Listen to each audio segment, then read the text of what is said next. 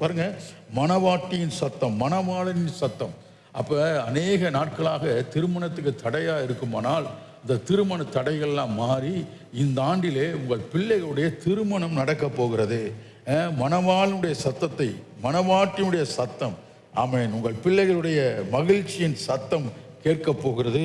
இப்படிப்பட்ட நல்ல திருமண வாழ்க்கை உங்கள் பிள்ளைகளுக்கு அமைய போகிறது. ஆமென். உங்கள் பிள்ளைகள் ஆசீர்வாதமாக இருக்க போகிறார்கள். அதனால் நீங்கள் என்ன செய்ய போகிறீங்கன்னா, துதிக்க போகிறீங்க. கர்த்தரை துதியுங்கள், கர்த்தர் நல்லவர், அவருடைய கிருபை என்றும் உள்ளது என்று கர்த்தரை துதிக்கிற சத்தம், துதியின் சத்தம் உங்கள் வாழ்க்கையில் பெருக போகிறது. துதி பெருக போகிறது. ஆமென். கர்த்தரை துதித்து நீங்கள் பாடி நீங்கள் மகிழ போகிறீர்கள்.